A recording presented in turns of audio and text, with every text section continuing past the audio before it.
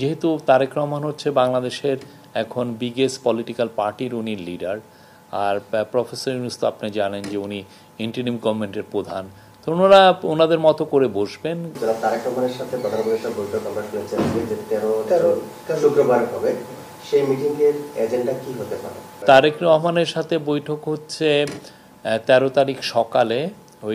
ওইটা মিটিংটার কোনো ফরম্যাট নাই, বাট আমরা যেহেতু তারেক রহমান হচ্ছে বাংলাদেশের এখন বিগেস্ট পলিটিক্যাল পার্টির উনি লিডার, আর প্রফেসর ইউনূস তো আপনি জানেন যে উনি ইন্টারিম গভর্নমেন্টের প্রধান, তো ওনারা ওনাদের মতো করে বসবেন, আলাপ হবে। এটা এখানে যে কোনো বাংলাদেশের এখনকার যে সিচুয়েশন, পলিটিক্যাল পরিস্থিতি, তারপরে আপনারা জানেন যে আমরা একটা ইলেকশনের ডেটটা ঘোষণা করেছি, সেই বিষয়ে, তারপরে ইলেকশনের এই যে জুলাই চার্টারটা হওয়া, রিফর্ম বিষয়, এগুলো যে কোনো ইস্যুই আলাপ হতে পারে, কোনো ইস্যুই।